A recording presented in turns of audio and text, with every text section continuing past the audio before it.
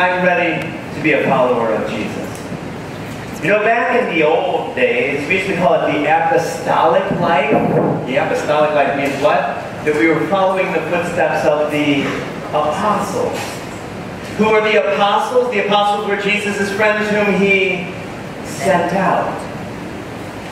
Isn't it true that Christ sends all of us out of here after Mass? We go out into the world. So I think I'm finally ready to be an apostle. Shall we read today's gospel together? So Jesus summoned the 12 and began to send them out 2 by 2. This is where it gets exciting. And he gave them authority over unclean spirits. Cool. He instructed them... Wait a minute. I don't think I have the right copy here. What are we supposed to say? Nothing. But a walking stick. Okay, well, I have the walking stick. And for our ancient ancestors, the walking stick would have served an important function. Traveling between cities, we needed to have a way of protecting ourselves. Amen? Especially if we were traveling through Samaria. Good Samaritans? Nothing. Right? Walking stick is important. So we can take the walking stick, I'm hearing. Take nothing but a walking stick. Next line says, what?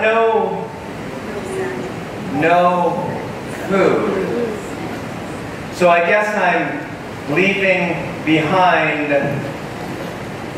the Fritos, right? And the goldfish. Any other food in here? Nuts, popcorn, fruit. Can you imagine the time of Jesus? This would have been important, don't you think? If you're traveling from one city to another, you probably wanted to pack some food. Amen? Hello, Jesus. You probably want to take some food. Tuna, just in case you get hungry. I'll keep the tuna. No? No, can't take it. It says no food? Okay. So let's see how we are so far. Take nothing but a walking stick, got the walking stick. No food, no sack. Well, that's okay. I'll leave behind the sack. There's nothing in it anyways except for my money. Let me just grab my money. No money. There you go. You can have the sack. And now we're ready to go, right? No money. Does that say that? No money. What says no money in their belts? Right? But the Spirit probably means no money, right? Which means that this is how we're going on. No food, no sack, no money. It's just me going out to preach the good news. God's message of love and forgiveness. Isn't it true that sometimes all of those things of life can weigh us down and can keep us back, can be a burden? Wow. Brothers and sisters, in today's gospel, we have a powerful story of how it is that we need to rely on God. How it is that we need to have faith in God. Do you remember a few weeks ago that homily on the mustard seed? What was it all about? About having faith. And it's that message that comes back again today. That we've got to have a bit of faith rather than thinking that it's us providing for ourselves. Wait a minute, what's the role of God in your life, if any? Do you remember today's first reading? What was happening? Amos was a shepherd and a dresser of sycamore trees. And God was calling him to be a prophet?